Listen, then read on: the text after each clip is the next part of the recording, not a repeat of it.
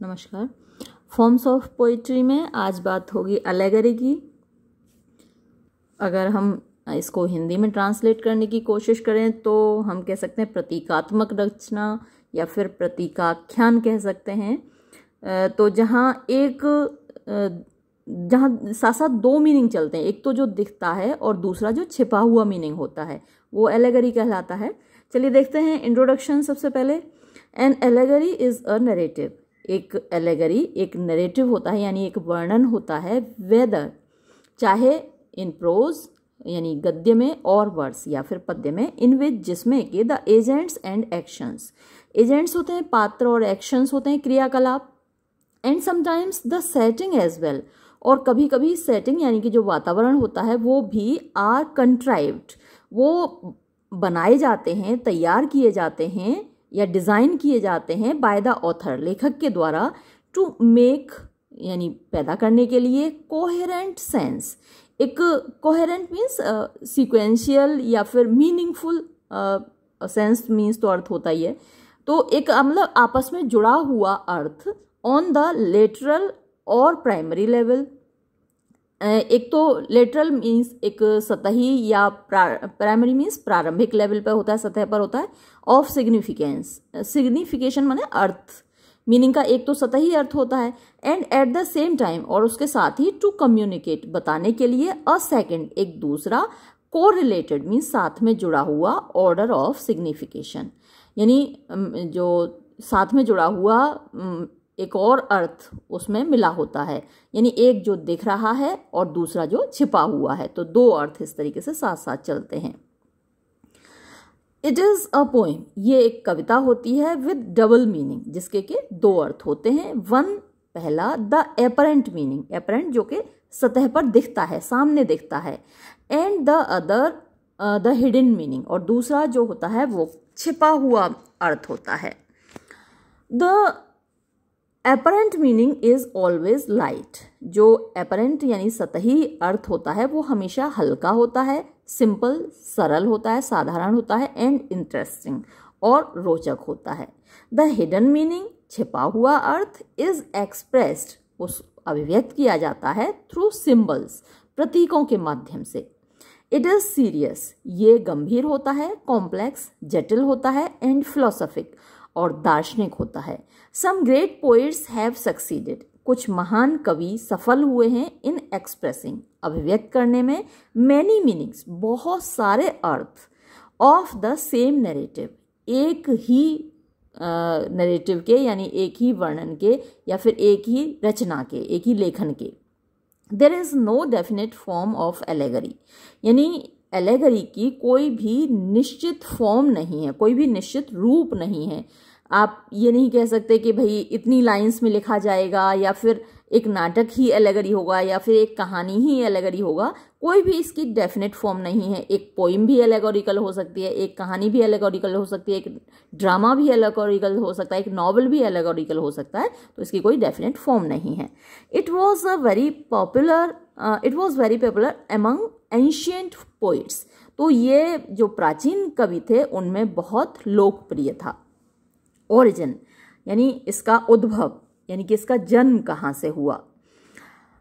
Allegory is a Greek word, allegory एक यूनानी शब्द है, एंड मीन्स और इसका मतलब होता है स्पीकिंग बोलना, ऑफ वन थिंग एक चीज के बारे में, under the image of another एक दूसरी चीज की इमेज के नीचे, इमेज माने तस्वीर, तो एक दूसरी चीज की तस्वीर के नीचे एक चीज के बारे में बोलना। इन यूरोप में द एलेगरिकल पोइट्री यानी प्रतीकात्मक कविता हैड इट्स ओरिजिन, उसका जन्म हुआ in the stories of the Bible की कहानियों से।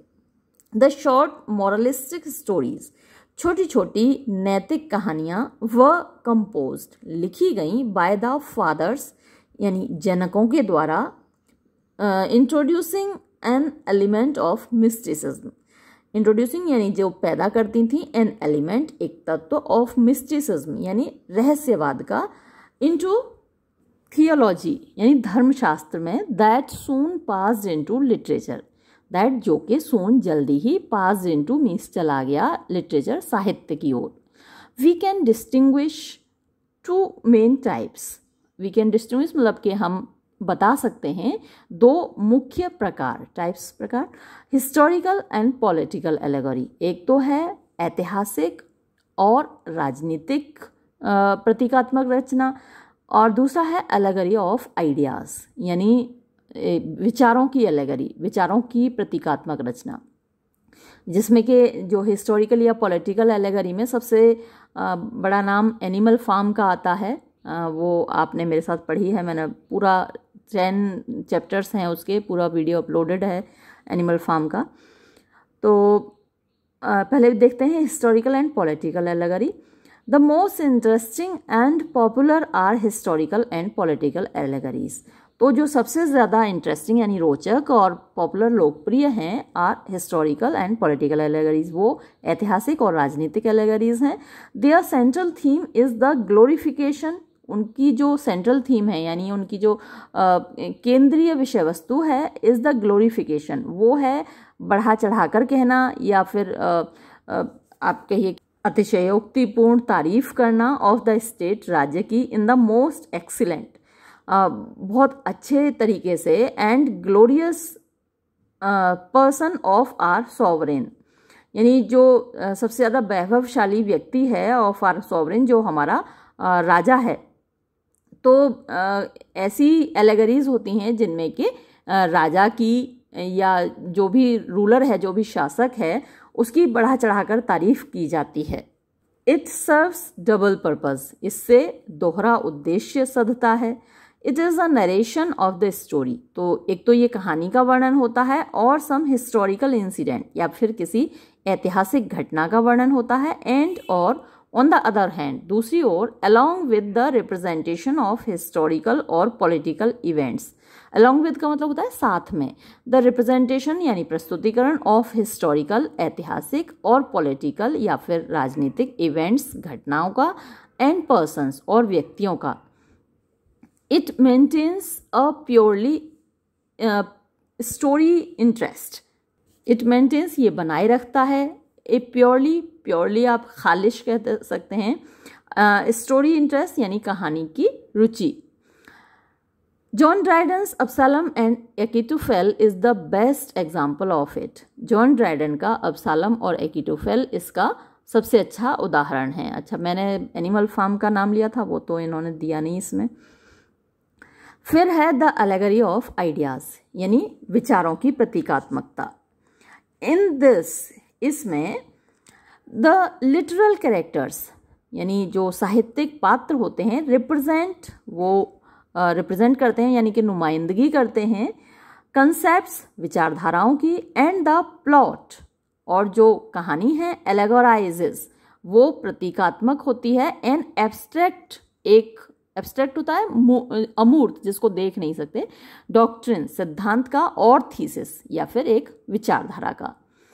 द मॉरल एलेगरीज, नैतिक एलेगरीज प्रेजेंट, प्रस्तुत करती हैं, द कैरेक्टर्स, पात्रों को, हु शो, जो दिखाते हैं, वेरियस वर्च्यूज, विभिन्न गुण।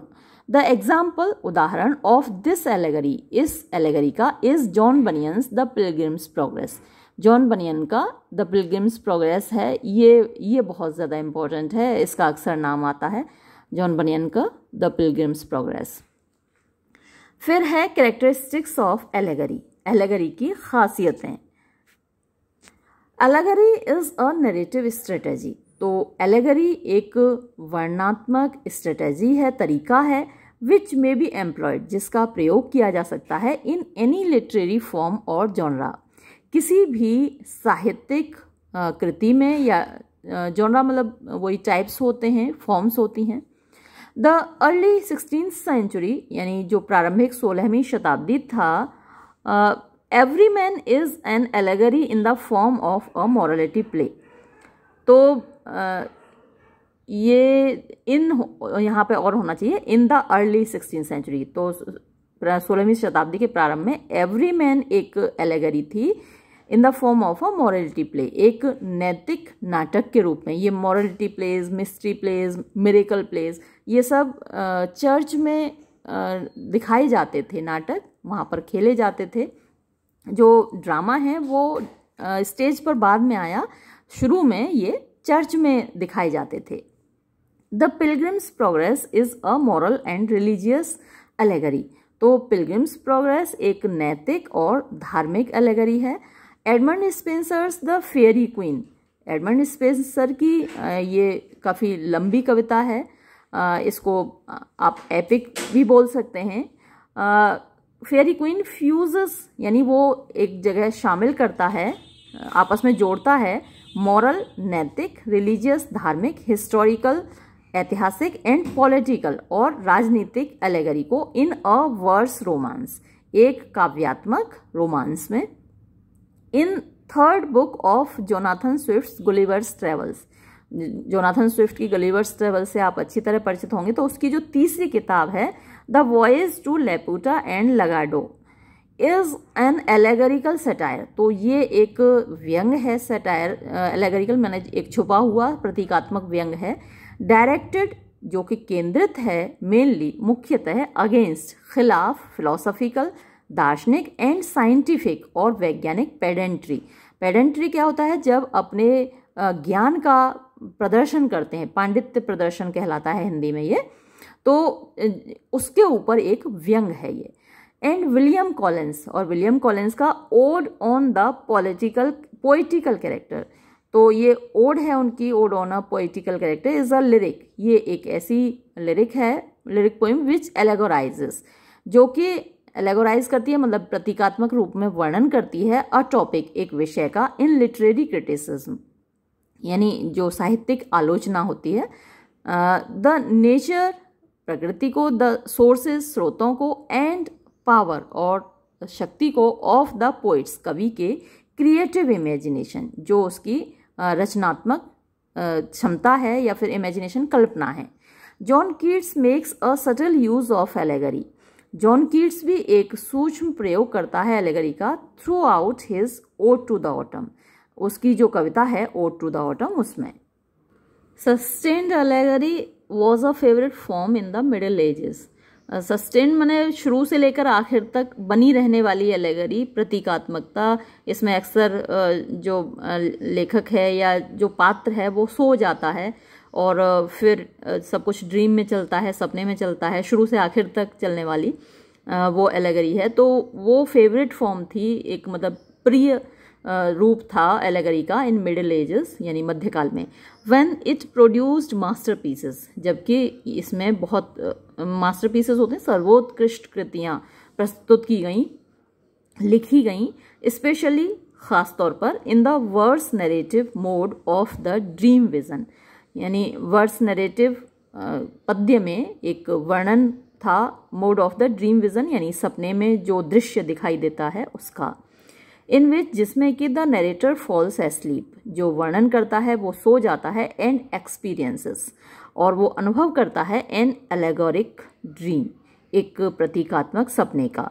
दिस मोड इंक्लूड्स, इस रूप में शामिल हैं इन द 14th सेंचुरी, 14वीं शताब्दी में, डांटेज डिवाइन कॉमेडी, डांटे की divine comedy, the French Roman de la Rose, French भाषा में लिखा गया Roman de la Rose, Chaucer's house of fame, Chaucer का हाउस ऑफ फेम है, and William Langland's Piers Plowman. But sustained allegory has been written, लेकिन जो sustained allegory है वो लिखी गई है इन ऑल लिटरेरी पीरियड्स, सभी साहित्यिक अवधियों में, and in the form of such major 19th century drama in verse as Goethe's Faust. और ये जो फॉर्म है इस प्रकार की सस्टेन्ड एलेगरी की, वो 19वीं शताब्दी का गेटे के द्वारा लिखा गया नाटक फॉस्ट भी उसमें शामिल है, part 2। Shelley's Prometheus Unbound, Shelley की ये कविता है Prometheus Unbound, and Thomas Hardy's the Dynasts, और टॉमस हार्डी का द डायनेस रचना है। इन द 20th सेंचुरी, 20वीं शताब्दी में, द स्टोरीज एंड नॉवेल्स, कहानियाँ और उपन्यास ऑफ फ्रांज काफ्का, ये काफ्का की स्पेलिंग यहाँ पर थोड़ी गलत हो गई है, KAFKA, Franz Kafka can be considered, उनको माना जा सकता है इंस्टेंसेस, उदाहरण, ऑफ इम्प्लीसिट एलेगरी, यानी इम्प्लीसिट माने छिपी हुई एलेगरी, प्रतीकात्मकता का। फ्रांज काफ्का की एक बहुत अच्छी कहानी मैंने अपलोड की हुई है, an old man with enormous wings. आप चाहें तो उसको पढ़ सकते हैं, फ्रांज काफ्का ने लिखी है, an old man with enormous wings. फिर कंक्लूजन पर आते हैं। Spenser is the first most popular poet to use allegory. तो स्पेंसर सबसे पहला, सबसे ज़्यादा लोकप्रिय कवि है जिसने एलेगरी का प्रयोग किया है परफेक्टली, यानी पूर्ण तरीके से, एंड प्रोवाइडेड इट मैच्योरिटी, और इसको एक मैच्योरिटी प्रदान की इन हिज फेयरी क्वीन, अपनी रचना फेयरी क्वीन में, जिसके ऊपर पहले ही बात हो चुकी है। He had a moral purpose, उसका एक नैतिक उद्देश्य था, इन व्यू मतलब उसके दिमाग में, and his allegory was intended, और उसकी जो ये एलेगरी है उसका उद्देश्य था to be the representation of the 12 virtues, कि वो रिप्रेजेंटेशन हो यानी नुमाइंदगी हो, प्रस्तुतिकरण हो ऑफ द 12 वर्च्यूज, 12 गुणों का, थ्रू 12 नाइट्स, 12 सरदारों के माध्यम से। ही शोज, वो दिखाता है, दैट के वर्च्यू एंड ट्रुथ, गुण और सत्य, कैन नॉट बी सप्रेस्ड, दबाए नहीं जा सकते, बाय ईविल, बुराई के द्वारा। दिस अंडरलाइंग ट्रिम्फ, ये छिपी हुई जीत, ऑफ वर्च्यू, गुण की, होलीनेस, पवित्रता की, एंड ट्रुथ, और सच्चाई की, इज द बेसिस, आधार है, ऑफ द एलेगरी, प्रतीकात्मक रचनाओं की, इन द फर्स्ट बुक, यानी पहली किताब में, of the fairy queen, fairy queen की। आफ्टर स्पेंसर, स्पेंसर के बाद, द मोस्ट पावरफुल, सबसे ज्यादा ताकतवर, यूज, प्रयोग, ऑफ एलेगरी, एलेगरी का, वॉज मेड, किया गया, by Dryden and Pope, Dryden और पोप के द्वारा। Swift's method of using allegorical allusions, Swift का जो तरीका है ऑफ यूजिंग, प्रयोग करने का, एलेगोरिकल यानी प्रतीकात्मक, एल्यूजन संदर्भ, इन is even more trenchant as he does in Gulliver's Travels, यानी कि जो गुलिवर का तरीका है is even more trenchant, वो और भी ज्यादा तीखा है, टेंशन माने तीखा होता है, as he does, जैसा कि वो करता है in Gulliver's Travels में, और The Battle of the Books, ये भी उसकी किताब है, and The Animal Farm, इन्होंने यहाँ एनिमल फार्म का नाम इनके साथ ही ले दिया, ये जॉर्ज ऑरवेल का है एनिमल फार्म, इसकी मैंने अभी बात भी की थी कि वहाँ पर आना चाहिए था इसका नाम, हिस्टोरिकल और पॉलिटिकल एलेगरी में इसका नाम आना चाहिए था, जबकि बहुत इम्पॉर्टेंट एलेगरी है ये एनिमल फार्म जॉर्ज ऑरवेल का। तो यहाँ पर आप थोड़ा सा इसको सुधार लीजिएगा, एनिमल फार्म ये नहीं है स्विफ्ट का, ये दोनों तो स्विफ्ट का हैं, गुलिवर्स ट्रेवल्स भी स्विफ्ट का है, द बैटल ऑफ बुक्स भी स्विफ्ट का है, लेकिन एनिमल फार्म जॉर्ज ऑरवेल का लिखा हुआ है। स्पेलिंग सही से लिख लीजिएगा, GEORGE जॉर्ज, ORWELL ऑरवेल। 10 इस प्रकार हम मतलब कह सकते हैं 10 वीकेंड से ये भी लिख सकते हैं आप। एलेगरी हैज़ गेन्ड, एलेगरी ने प्राप्त किया है, अ ग्रेट पॉपुलरिटी, एक बहुत बड़ी लोकप्रियता, बोथ दोनों ही, in old and modern literature, प्राचीन और आधुनिक साहित्य में। इसके अलावा एक एलेगरी और होती है जो कि इस बुक में नहीं दी, और जितनी भी आई हैं बुक्स सेकंड सेमेस्टर की उनमें से किसी बुक में नहीं दे रखी है, लेकिन हमने पढ़ी थी, स्क्रिप्चरल एलेगरी होती है, जिसमें जो कि इस यूनिवर्स का जो विजन है उस पर आधारित होती है। उसमें ये बताया जाता है कि 2 संसार हैं, एक स्पिरिचुअल संसार है यानी आध्यात्मिक दुनिया है, एक फिजिकल संसार यानी कि भौतिक दुनिया है जो हमको दिखाई देती है, और ये जो दोनों दुनिया आपस में जुड़ी हुई हैं, एक दूसरे से मेल खाती हैं, और क्योंकि दोनों ही दुनिया ईश्वर के द्वारा बनाई गई हैं, जो आध्यात्मिक संसार है वो भी ईश्वर के द्वारा रचा गया है, और जो भौतिक संसार है वो भी ईश्वर के द्वारा रचा गया है, और जो भौतिक संसार है वो ईश्वर के संसार का ही एक रिविलेशन है, यानी आप अपनी इन आँखों से आध्यात्मिक संसार को नहीं देख सकते, लेकिन भौतिक संसार उसी का एक रिविलेशन है। तो ये वाली जो एलेगरी है ये एक तरीके से थियोलॉजिकल एलेगरी भी आप इसको कह सकते हैं, स्क्रिप्चरल एलेगरी भी आप इसको कह सकते हैं। तो कोई मल्टीपल चॉइस क्वेश्चंस इस पर आधारित आपको पूछा जा सकता है, इसलिए मैंने आपको ये वाली एलेगरी भी बता दी। आप अलग से नोट कर लीजिएगा अपनी नोटबुक में, क्योंकि बुक्स में भी दे नहीं रखा ये स्क्रिप्चरल एनर्जी या फिर स्क्रिप्चरल एलेगरी, या फिर इसको आप कह सकते हैं थियोलॉजिकल एलेगरी करके लिख लीजिएगा। ये दोनों जो दुनिया हैं यानी भौतिक संसार और आध्यात्मिक संसार, उनको एक दूसरे से जोड़ती है और ये बताती है कि ये जो भौतिक संसार है ये आध्यात्मिक संसार का ही एक प्रतिरूप है। तो इसको नोट कर लीजिएगा। ये वीडियो मैं यहीं समाप्त करती हूँ। धन्यवाद।